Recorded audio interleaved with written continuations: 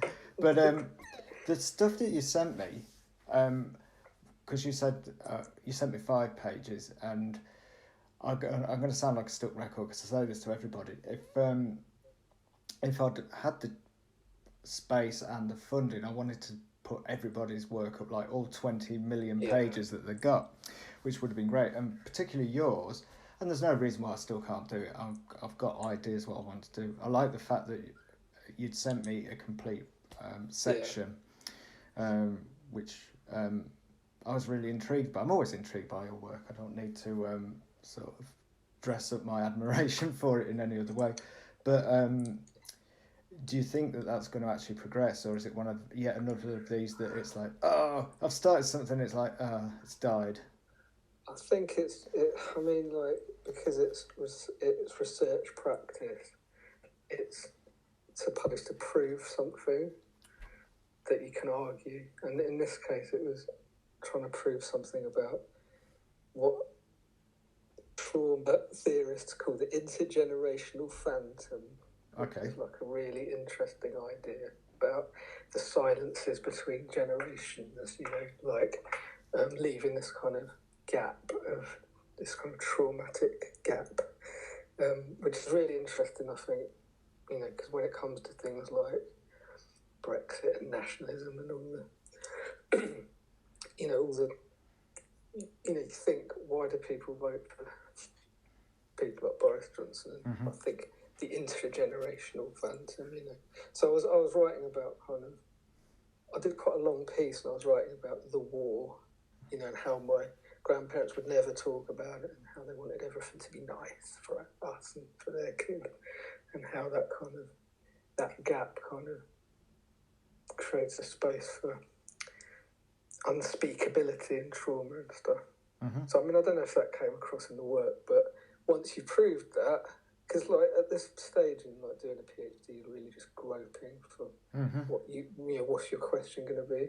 So I just do this little 5 pages and it's done, and then I can write an essay about it with some reflection, and then, you know, it kind of hones it down. And actually, I've kind of chucked out all that kind of trauma theory anyway, so it's kind of not really what I'm working on anymore. So it's just a kind of, I mean, you know, I might stick it in a collection or something one day, but at the moment I'm making loads of. I mean, I put out that little book Home, which is also part of my research outcomes, and that was the one thing that I felt like, this is like a complete thing that people might actually want to read. But there's loads of tiny little bits, and there's loads of piles of crap that just doesn't work, that just no one's ever going to see. But that's part of it.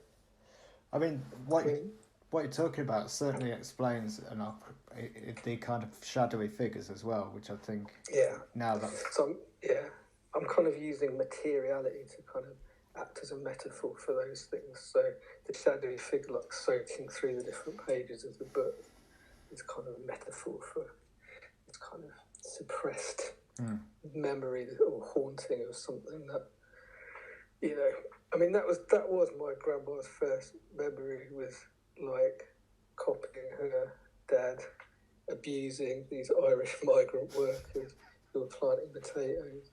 And, you know, like, because it's not dealt with or accepted or even understood, even with like 8 years of, you know, life experience, you know, you still sort of tell the story with a smile on her face. Those are the days. Those are the days of abusing. But it's like, you know, it's like the way, it's all society, isn't it? Like the way we talk about the British Empire and war years and all this stuff. It's like, you know, nostalgia for like, you know, genocide. Yeah. The old genocide nostalgia. Yeah, we were very good at genocide, and we could be great again at genocide if only we're given the opportunity. And if it wasn't for these whining liberals. I know. Just, well, they'll get put into sort of cages soon anyway, so we don't need to worry about them interfering. But I didn't get all the way through it, but I did, like a sick fool I am, I did download and start reading Britannia Unchained, because I was curious as to what these slightly deranged people are actually expecting once they get complete unrestrained control, and it's just. What is that? Is that like some right wing? It's basically a manifesto stroke barn pot theory that was put together by Rob, Priti Patel, Liz Truss, basically everybody that's there now. And they saw the British worker as the laziest person in the EU, and they also were bringing back the Commonwealth because, not the Commonwealth, the Empire. Yeah. We already have a Commonwealth, the Empire, because why not? It was a good thing, and it's fucking crazy, and obviously badly written as well. I was going to say, I think but it doesn't sound like much of a page turner. Not really. It's no. I think I got 30 pages into it, and I thought, well, maybe that's probably 30 pages too much. But it's interesting that the writers of this manifesto are now the most public figures that we have, driving everything into a ditch. So, fucking nutcases. There we are. I've said it, so you don't have to. Yeah, it's. I don't think it needs saying. No, I don't.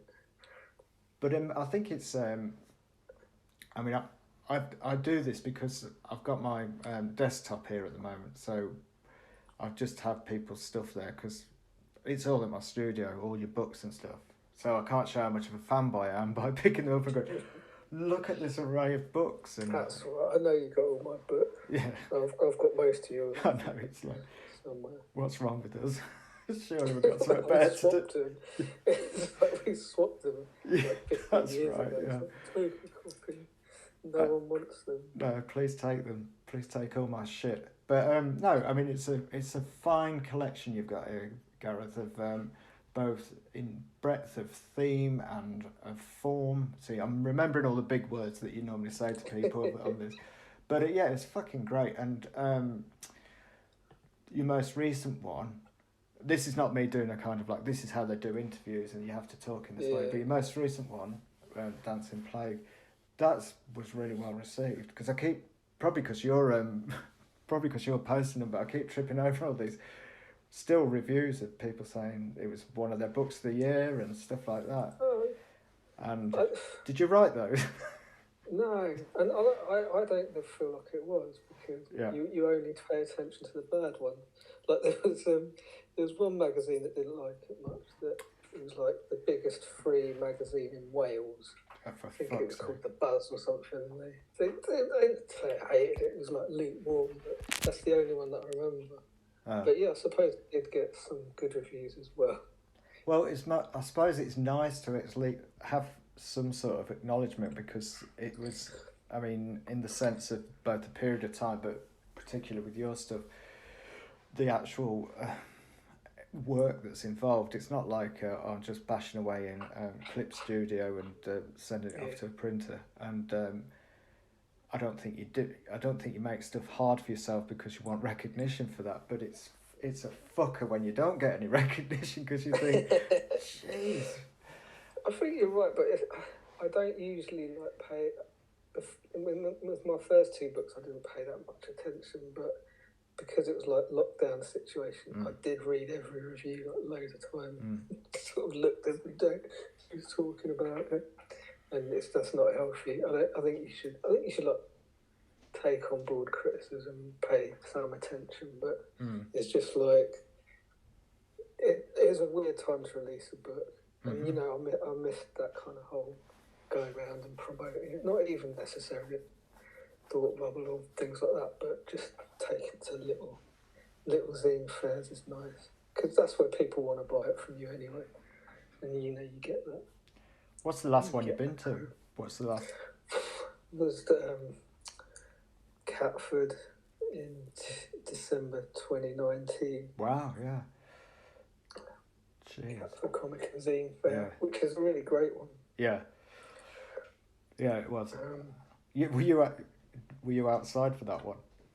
Yeah, but I've been inside the first two times, so I felt like it was... come on, get outside. It was quite rainy and cold. It looked fucking freezing, actually. Yeah. At least you didn't have the kind of the garage, I suppose, was a bit better, but you didn't have the garage that was burning oil on you, so... Oh, God, yeah, I remember that. But I mean that pub, if you go there now, because I go and have a drink with like Lando sometimes in Estimate Manor, and Henry Miller sometimes. But because of coronavirus, they've really developed that outdoor bit. So if we had a Zoom fair there now, there wouldn't be any like,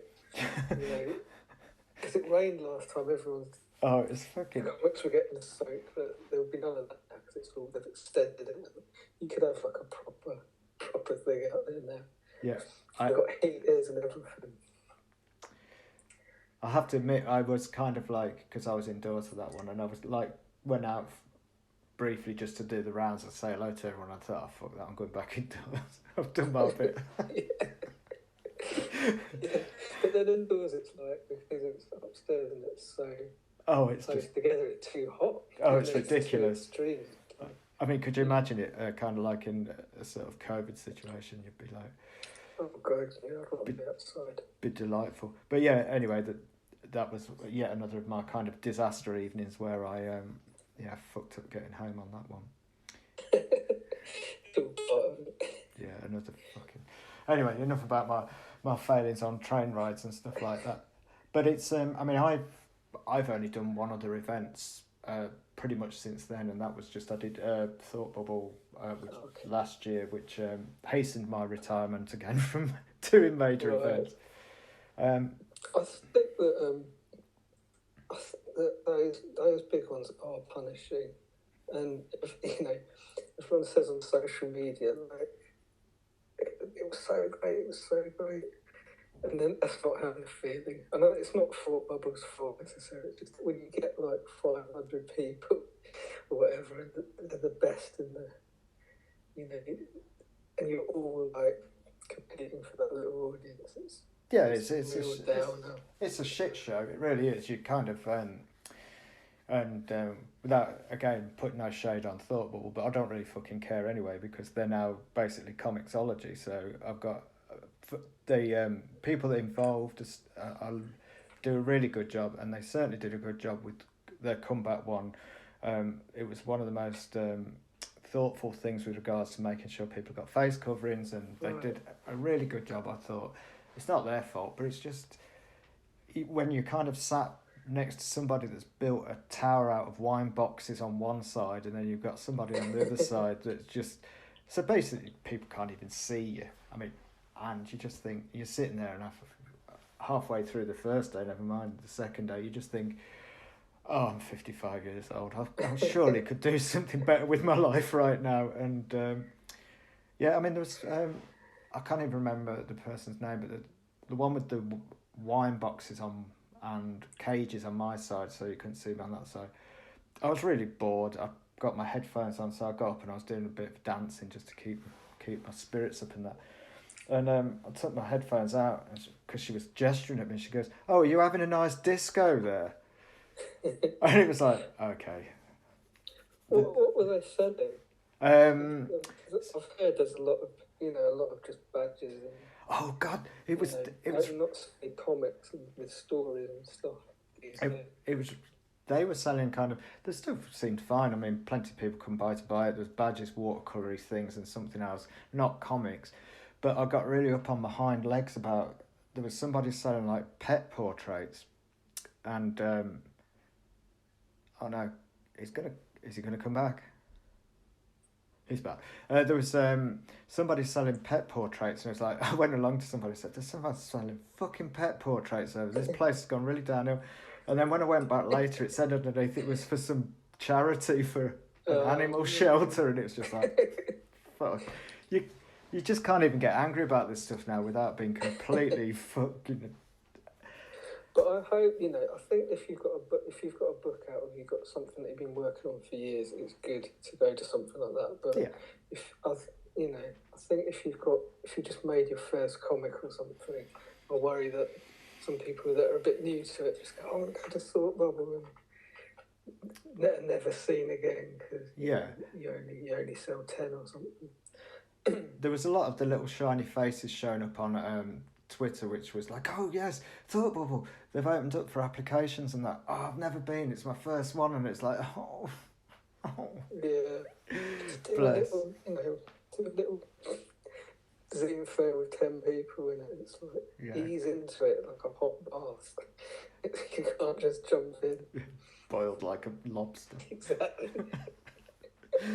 But I mean, the other side of it is that after so much time where we'd obviously all been in various stages of lockdown, to go to an event and to sort of like see lots of people, that was really nice. And you know, and also remembering the people you didn't want to see, so you're diving under tables to hide from them. So, but in the end, it was just for me personally. This is nobody else's choice. It was just like, oh, this is. I feel like I've done this so many times and been. I mean, because I was travelling home.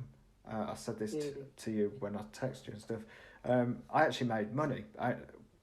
For the first time ever, I actually made a profit at Thought Bubble, but I didn't care because I just didn't care.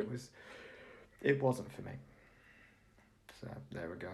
But it will be nice at some point to go and do something a little bit smaller if anything does come up. That would be nice. Yeah. Well, South London Comic and Zine Fair's happening again on the 11th of July. Although I haven't got anything to do with it. Yeah. I've handed it on to a new group of people. Yeah, I so saw if you've that. got any complaints, talk to them. Yeah, don't aim at me. That should be really good. And, I hope more stuff like that happens. But I mean, in general terms, I think I don't really, I'm not really that bothered either way. I think there's just a point now where I kind of just generally just can't be fucking arsed. Because there's other stuff I want to do right now, still with my comics. But, yeah. I don't know if you found as well, but a lot more people buying stuff online on my web shop than before coronavirus, and I'm happy with that. Kind of. I did a little sale the other day, and I probably sold more than I would have done it. A big Comic Con probably. So nice one. That's fine. Are you finding, just going back to your research, are you finding it is generating lots of ideas, or do you find that you're doing work because of demand of the research, if that makes sense? Yeah. Because of that. I mean, it's kind of the full-time schedule is really punishing. Right. And you've got to work hard to do all the reading and writing and not have like the practice element be like a secondary thing. Mm-hmm. Sometimes you've got to put it first, and that can be really difficult because there are certain things you have to do. I mean, like the first stage of it is there's just a lot of form filling. It feels like everything's filling in a form. Right. Now it feels a bit better, but there's presentations, and then there's this 10,000 word literature review, and then there's but you've got to make sure that you get the practice is leading stuff as well, and that's something that I'm struggling with for sure. Right. But at a certain point you've read all you need to, maybe. I think I'm just kind of getting used to the grind of it. It's kind of like there are books that I can read now that a year and a half ago I wouldn't have understood. It would have been really tough to read. It would have taken me ages, and now I've got this kind of like in Short Circuit where you just kind of, you learn to just like scan of looking for the one bit you want and stuff. So that's interesting. You get better at it. The reason why I say it's interesting is because I found because of using and I've probably had this complaint many times before, but because of using digital devices, my kind of reading has fallen off a cliff, and it's just because I don't care what people say. Oh, you're reading loads of stuff on your pad and that, but yeah, none of it goes in. I mean, it's just like, and I think to an extent my kind of retentive abilities is just fucked. And I'm trying to break that cycle this year, but failed miserably so far. And it's really disappointing in a way, because I've got in my studio, I finally moved everything down there, not down there or up there. It's not got all my books, and there's still a good chunk of stuff that I need to read, and it's just like, I'm not just sitting down reading it. I'm spending all my time making stuff. I'm doing no reading, and I'm certainly not doing very much in the way of writing. So you have the other extreme of it, but somewhere slightly in the middle for me would be really nice right now. It's because it is an exercise, and it just takes a bit of limbering up to get. This is a terrible metaphor. I don't even know why I'm using it, but it takes a bit of kind of warming up, but certain muscles do come back into. They haven't completely wasted away. I don't know what I'm saying. I think that, I mean, like, I have to always remind myself to emphasise this, is that, okay, I'm doing all this heavy theory and all this theoretical writing, all this analysis, but it's not important. It doesn't help you make comics.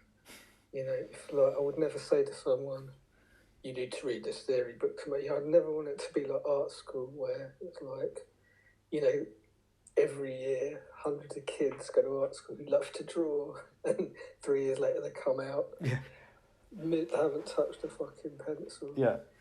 For 3 years, and they've just got a pile of books they're pretending to have read, and you know that they need to read in order to make their conceptual installation. Like, one of the things that I liked about comics, because you know I am from an art school background, is that it wasn't like that. So I don't want to be part of any attempt to like make it this theory art school. Yeah. You know.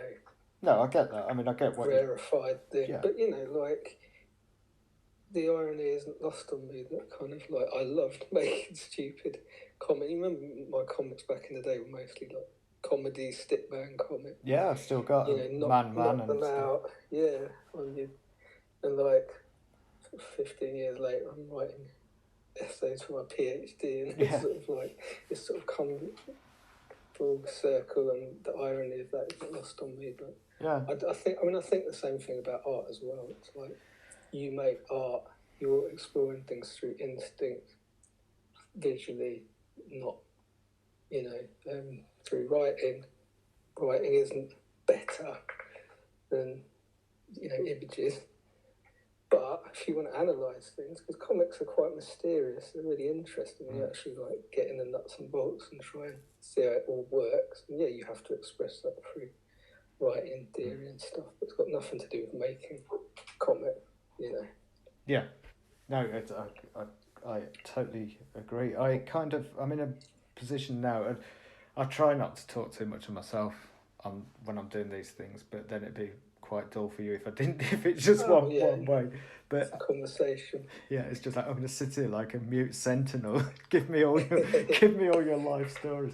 But I may have told you I'm on this kind of what's called an interchange program, and it just came about because of me being in a studio holder, and E Street Arts, who are the people that we rent off, needed a lead representative. I've told you all this. So we're coming up to the denouement where we're actually, well, almost the denouement, where we've submitted what we're going to exhibit, and now they're giving us the funding to make this thing. It's a group show in Humber Street Gallery, which is fine.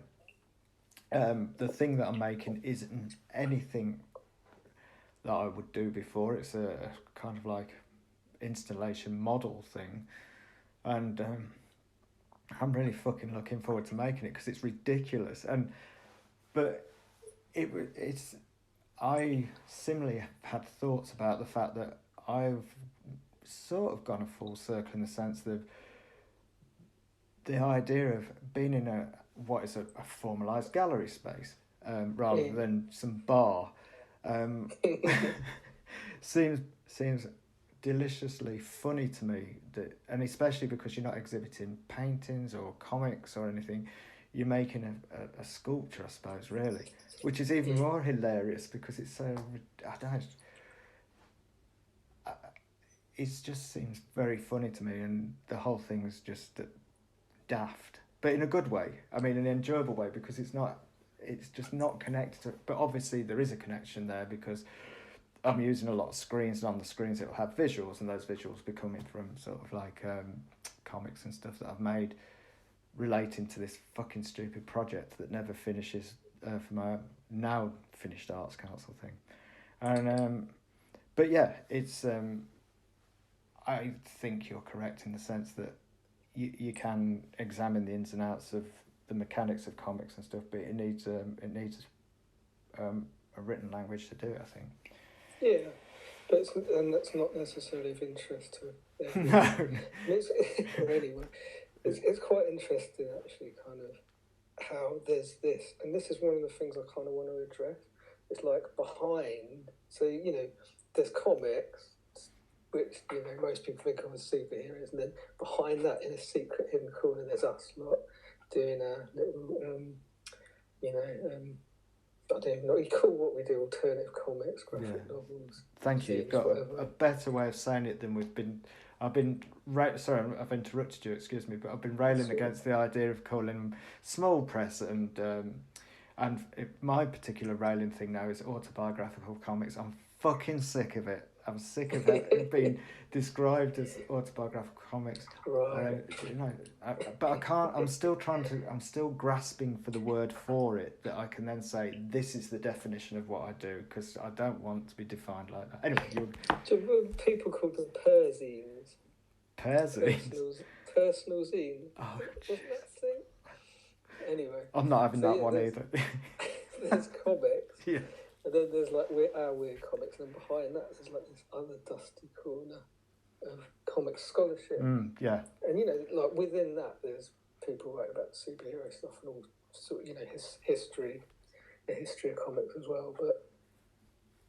And there's very little crossover except for like you mentioned John Myers and people like that earlier, the practitioners, which are very few. Like no one knows, and there's journals like the Journal of Comics and Graphic Novels and Inks and things like that, and no one knows. And like when people find out there's this thing, they're kind of fascinated that it's been there all the time. Right.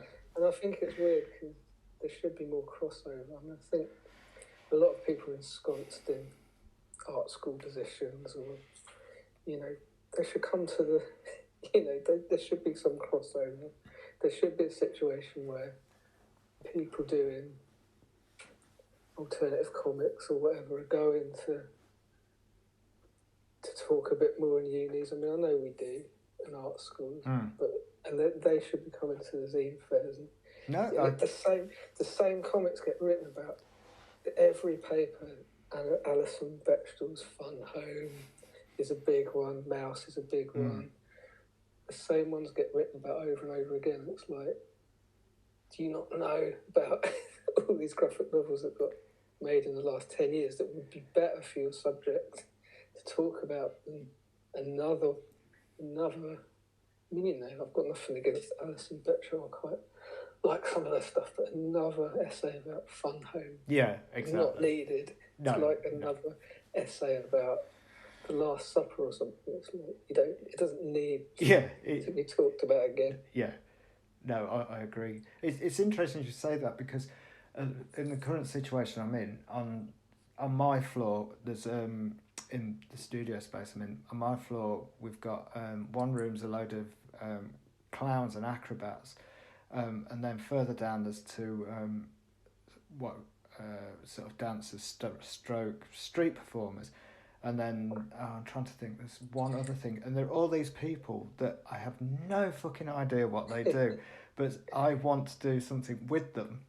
I haven't got round to it yet, but I want to do something with them, because the point that you've made is crossing over stuff equals refreshing stuff, and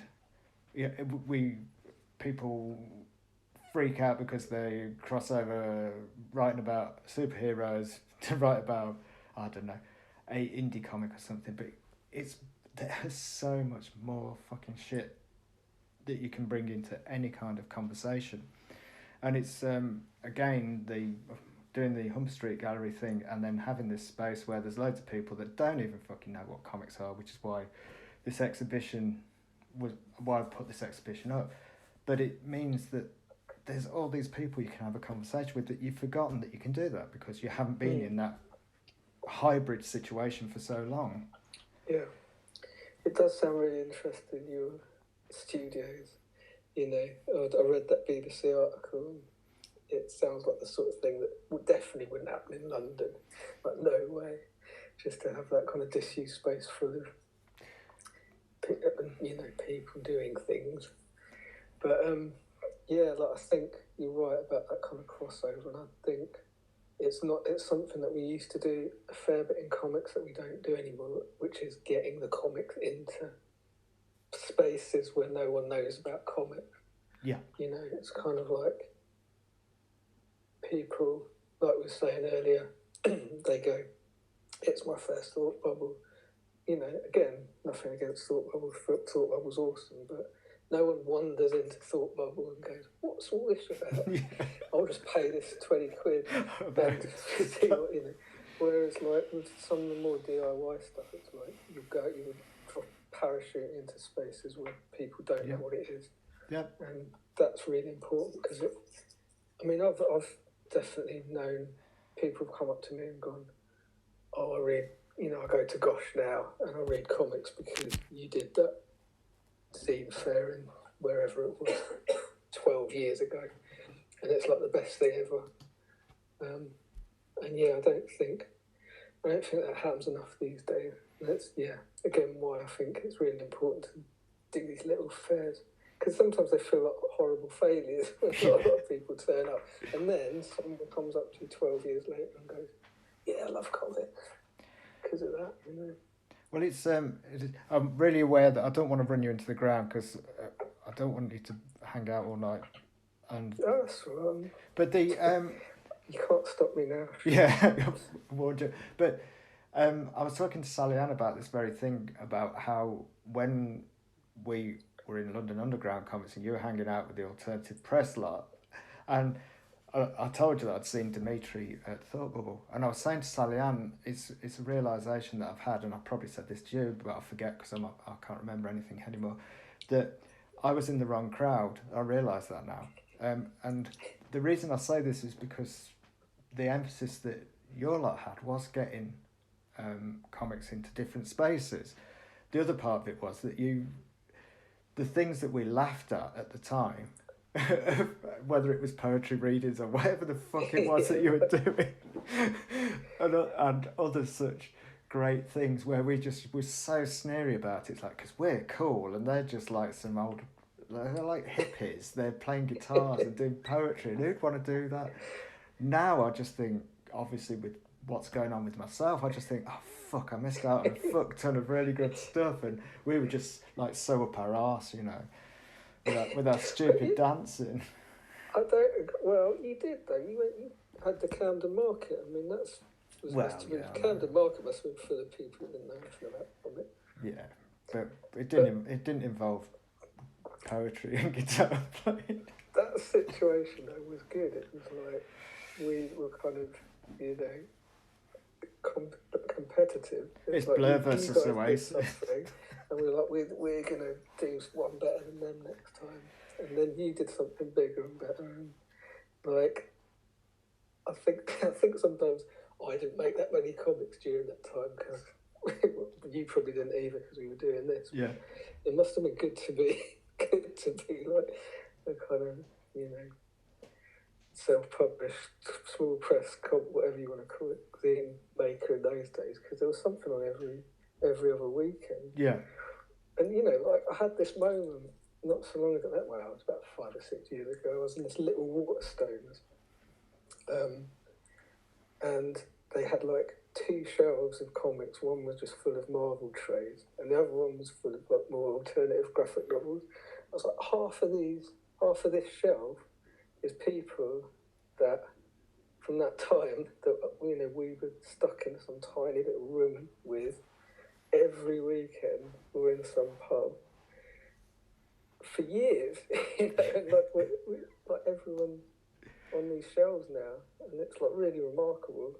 I mean, if like we were poets or something, and you know, 13, 14 people that suddenly all got published together or whatever, you know, then people would be interested because it's comics. Like, fuck it. But it's kind of like remarkable, really. There must have been something about that time that was good. Yeah. Everybody was like really dedicated, and I still feel that as well when I make a book or a zine or comic or whatever. I'm still thinking, wait till they see that in St. Aloysius or in Comiket or something. Wait till they all see it. It's like I'm making work for some scene that was like been dead for 10 years. Yeah, I know it is, and it's almost like a pager for a sort of like tie-in. I've got this really stupid idea that, although it's been sort of halted a bit because I've just looked at the new Arts Council application for a grant for the arts, and it's complete and utterly, it's just a fuck up. It really is. Right. Okay. But my idea was I want to do a sort of like, I'm going to say graphic novel, for want of a better word, but I'm going to make a book about kind of like the last 20 years of like self-publishing in the UK, mainly because I've been involved for 20 years. So I want to examine its kind of like visual impact, but also its cultural impact, because what you're talking about, that period and how that has enabled so many different kind of groups of people to develop. I mean, you look at stuff now and you think it's fucking amazing. I mean, just for one small example, Rabbit Road Press, I think, is just a really good example of that. Yeah. I think. And so I thought, it'd be really cool to write something like that, and I'm still like, I'm going to apply for it, but I've got no idea how I'm going to go about it. But that sounds like an amazing idea. So, and I think. So yeah. I just think, I mean, somebody probably has written about it. I don't know, but I think somebody should write about it. Have. I once looked on British small press comics Wikipedia, and it said stuff like Bug Powder is the website. Right. Okay. Everybody looks at. So it needs a bit of updating. But Bug Powder is so important as well. At the time. Like, maybe you can throw some light on this because you've been doing it for 20 years and not 16 or 17 or however long I've been doing it. But when I came into the scene with Steve doing Banal Pig, it felt like we were missing, something had just happened. When you like turn up at a party and there's just been a fight and you don't know what's happened. And like, it took me a long time to realise it was probably the whole, everybody going off to America in the 90s and the early 90s to get paid ridiculous money to make utterly shit comic, and how that kind of really screwed the I mean, not all shit comics, but a lot of them were shit. How that like completely screwed the scene. And when I started, there was absolutely nothing. There was nothing. Yeah. That we had to do. I remember like Friday night, come back from your full-time job, print off loads of comics, fold them, staple them, stencil them so they don't look completely shit. Go to the zine fair, whatever that you've organised, get all the tables out, put the stuff on the table, stand behind the table, spend all day selling them, put the tables away. And then there were people like who had distros and were doing anthologies and that, and it's like everybody was just doing it completely themselves, and I never had a single thought that I was doing anything other than pissing about, and it was like there was ever going to be any money or a career, but like we learnt so much. Like I feel like if I wanted to start a publisher, I've got a rough idea how to do it because of that time, or how to organise an event, or like it was so much better than art school for learning how to do stuff. But at the time, all my art school friends laughed at me. But then not all of them, but like, what are you doing? I think there was there was a combination of you had the kind of like the 80s boom, and that was also kind of, as I understand it, fast fiction. That wasn't the boom, but that was a part of what was happening in the 80s. And then there was the 90s speculator thing late 80s, the 90s thing, which everything collapsed. There seemed to have been like a black hole experience. And when I was thinking about this today, it's 2001 when I kind of like decided to, it was 2001. And it was just at the point of the internet being a part of it, I think, which is how I kind of like met people and stuff. And it felt, very small. There was events, but it felt very small, and you could name everybody and everybody's comics, really. Like there's like 6 people, 10 people. But I was similarly. I had no fucking idea what I was doing. All I wanted to do was, I don't know what I wanted to do now. At the time, I think I was inspired by a lot of stuff, and I thought I was going to be this type of creative, and then quickly realised I'm never going to be like that. And then probably, because I never really had a structure, I never really had a plan, because I don't know what the fuck is that, and just quickly realising, you're not going to be this type of person. You're never going to be kind of like doing a monthly comic, because it's just fucking mental. Who would do that? And although there's plenty of things I like to read, and it wasn't really my kind of thing. And then quickly it was the idea of making your own shit became the appeal. Doing stuff yourself. Gave you the room to find what you actually wanted to do. Like, I don't know how some, because now it's like, and also back then not everyone had been to art school. There's plenty of people that just had a job in an office with a really nice photo. Yeah. That was your qualification. Well, yeah, exactly. So it was like, felt really egalitarian like that, but now it feels like it's a career choice. Done illustration MAs. Yeah, I mean, they're all like on Twitter going, if we can't use Kickstarter, how can we carry on? Well, I mean, that is actually, that's an actually good point at the moment, because partner in crime, Douglas, we're having to talk about the Comixology situation, and also the fact that you can't use Gumroad, and then the fact that now... because he was saying this is going to be the year I use Gumroad, and it's like 3 weeks later. Yeah, I know, it's just like a fuck up. So you can't rely on any of these websites. No, so we've I floated the idea, but he's already been thinking about it himself, which is that basically we've all got like loads of space, sort of web space, and to just do it yourself. I know you kind of lose out on a lot of things that you had with Comixology, and that's another discussion in its own way, but there was a kind of like a regular kind of like churn stroke distribution type model. Distribution's the wrong word, but there was a churn and a highlight of what was current and stuff. Obviously, when you go away from that kind of infrastructure, then you kind of have to develop a marketing strategy, blah, blah, blah, to make sure people go to see your stuff. But it does mean that it's on your own platform and it's not going to disappear yet again. Yeah. And stuff. And you don't have to use guided view. Yes. which I've never... bonus. Yeah, it's just like... which I've never understood. No. The one time I was like, I'm sliding through on my iPad or something, a frame goes really large, and it's like, what the fuck? Am I having a stroke? What's going on? Who was I talking to? I can't remember, but I was saying, it's Sally Ann, because I was talking about the kind of quality of her diary comics, and I was saying, even though I've got like a fuck ton of stuff on my iPad, the reading experience for me still isn't. I mean, it's to see stuff so clear and so is great, especially when you've got eyesight like mine that's fading. But that actual tactile quality is still so important when you're reading something, I think. And there's somebody that's probably got 1,000 books piled up at the moment. But also, like, I was talking to some people about this the other day, the thing that made webcomics interesting has gone. Like the infinite scroll, and, I remember, like, we mentioned Daniel Merlin Goodbury earlier.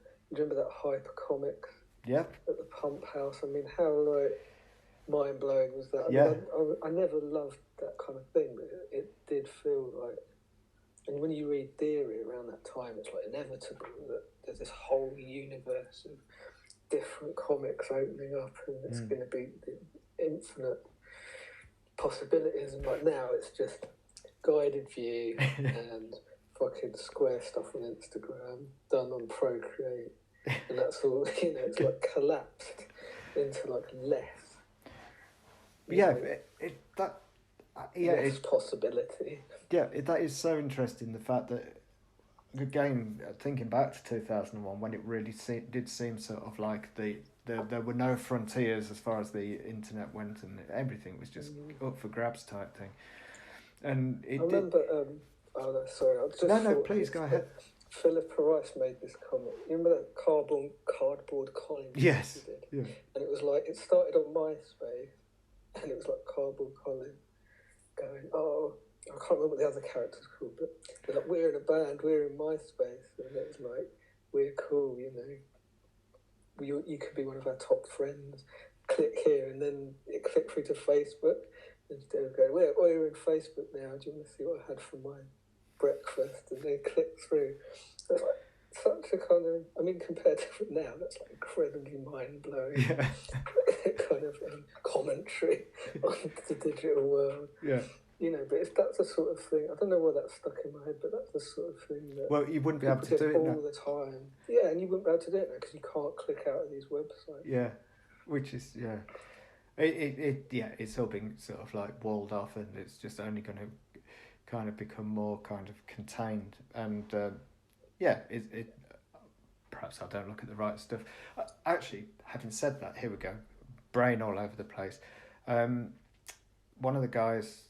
Oh, guys, did I say guys? Hey, one of the guys in Silicon Valley lent me... No, one of the... Jay, this really nice guy, really nice person downstairs from me. He works in VR space, and he's got this project where he's trialling a space for post-MA. So he's got a bunch of us and loaned us a headset, right? And it's on Mozilla, so... You basically have rooms where you can go in and collaborate. So that's what we're testing. And for me, it's like, okay, I've tried it before, but never really had the time to sit down and use it. And I find it really interesting for two reasons. One is that you've got this space that you can actually collaborate in. So one of the things I've suggested to him is that me and the other Gareth, one of the three Gareth, or is there four? I can't remember. You're just going to keep forming into this giant Gareth bot. And actually, is it 4 or 3? To trial it to see if we can put like comic pages together, because you're basically pinning stuff. So you say, I've got text, you've got visuals, stuff like that, and then you can go away, swap them out, blah blah blah, and build pages that way. So you collaborating in a space rather than emailing each other. So that's one thing. And then the other thing is I got to try Vader 2 in it, so I got to sort of have a lightsaber. And that is apart from the fact at the end it feels like your eyes have fallen out from strain, an actual kind of headset space is just fucking awesome. I'm old enough to be impressed by these things, you see. Cool. So that's an interesting space that is but again, the fact that it's an Oculus thing means that it's all your information is going back to Footbook anyway. So yeah, I mean, when you're talking about it, I was thinking there's probably some really interesting things you could do with sequential images and text and noise. That would be like a comic, but. Then again, I don't know, like in 20 years, you just like put on your virtual reality headset, go in a virtual comic shop, buy a virtual comic and sit down and read it exactly the same as you. Yeah. I mean, I find it interesting in as far as another way of collaborating, but it's like everything, it still distracts from what is the actual basic point of making a comic and what its benefits are to an individual. And I think always with this sort of stuff, that actual point gets lost. I mean, that's fine. There's no reason why it should get lost. I'm not like, so it has to be this thing. But it's pure as this thing is its best format, I think. Yeah, no, I think so. Yeah. I mean, I remember one of the alternative press things we did it was at the big festival that it was at the Foundry. Do you remember that place? Yep. And I think it was Dazed and Confused that sent a journalist along to interview us. It was cool. And they wrote this terrible piece about how we were represented the last standard print media because, like, we hadn't heard of blogs. You know, haven't these people heard of blogs? Primitives. And, you know, like, I remember that there was someone hanging around with this woman who they sent, who was just saying, like, in the year 2010, if you show a kid like a book, they won't even know what it is. But, well, I mean, not, you know, I didn't believe it for a moment. Plus, you know, that means there's a lot of books you've got to destroy just to get them out. Jesus. You know, like, I mean, I don't know, actually. I haven't got much contact with 15-year-old kids. Maybe they don't know what a book looks like. Yeah. You know, it's just kind of like this, there was this like overwhelming certainty that print media would be dead by it's a certain point. Yeah, of course. It's the same as soon as electronic music became the norm, it'd be, oh, that's killed guitars off. You'll never hear of a guitar again. Yeah, of course. I mean, but we still have steam engines and maybe steam engines. I'm making this shit up now, and horses. I saw a horse the other day, so they're still around, even though you got cars. You know, it's just like it's a terrible fucking comparison. Shoot all the horses. Yeah, we can't have you because we need the future. You're not allowed to remind people. Oh fucking hell! Oh jeez, man, I've been keeping you going for an hour. It's probably because I haven't seen you for fucking ages. Oh my god. Yeah, right. No, it's even, what is that? What's that? Oh, you haven't exceeded marks just rattling on. No, so. okay. But as long as I don't get, as long as it's not longer than marks, then I'm happy. Yeah. Then I know I'm 2 hours later. But I don't think there's anything else I really want to ask you. I'll just okay. Because it's not one of these like, tell me your website and all that sort of shit. No. I'll just link up to all that sort of stuff anyway. But I think I've got Home. I did buy that. Unfortunately, at the point I was going to read it, I've lost it in a pile of stuff. So I'll send you another one. No, I'll dig it out somewhere. Yeah. Well, what I wanted to ask you, just on a like personal kind of like creative thing, The Land of My Heart chokes on its abundance. See, I had to read that because I couldn't fucking remember it. Now, is that a photocopy but of mono print? Yeah. Yeah. So that was all mono print. You mad bastard. And I bought. Well. Yeah, it is a bit mad, but like always, I just use Photoshop to cut corners, and you know, a lot of it is backgrounds that I just reuse. Fair enough. So, but I am a mad bastard because each copy has an original monoprint, 3-colour monoprint front and back, and I've got to punch all the holes in the spine and then do the Japanese stab bind. So I think each one takes about an hour to make. Oh, you're crazy, man. So yeah, you're right, I am. But I bought like a laser printer to print it out, and I just broke it.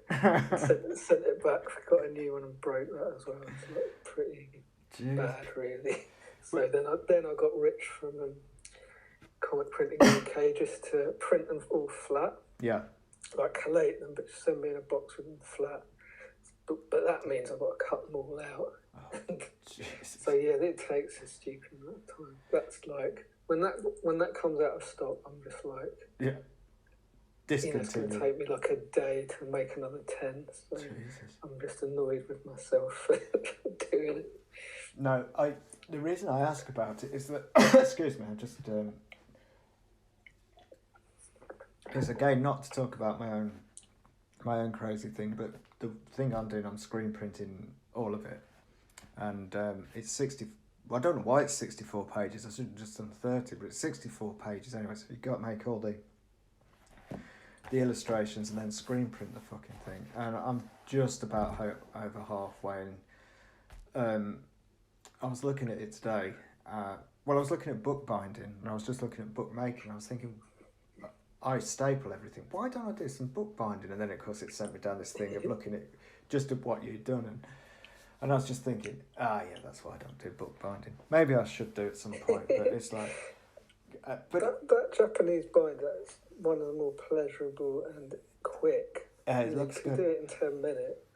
But, there are some good, basic bookbinds that you can do that are quite interesting. So, yeah. I'm going to do a course, I think, because I think that might be part of my research. Well, you're lucky. You've got the London, whatever it is, bookmaking place. And I was looking... A few places, yeah. I was looking at that today and I thought, what a great kind of like source of info and stuff and blah, blah, blah. So that's something I will explore because I've been... I've had the opportunity to go and use rhizome machines and stuff, and I'd like to explore that again. Yeah, it never ends. You know what it's like. Did you find something you think, I really want to rinse that for something, and then it's like, yeah, I'll do that, and it's just... Yeah. But it's the actual, again, that it's having this space has allowed me to exploring making stuff. Yeah. And I was saying this to Sally Ann, I think that is one of the things that we have, which is really, really important, which is being makers and being able to physically build stuff and that. It's just so pleasurable. I agree. And, there's a reason that print isn't dead like that bloke in Shoreditch thought. And, like risograph and screen print are kind of extremely tactile examples, that engage kind of haptic stuff in the brain that you can't recreate and probably never will in tech. So it's a strength. Yeah, I find it really addictive, screen printing. I didn't think it would be, but it's like, just making the screens, and then the fact that you can just.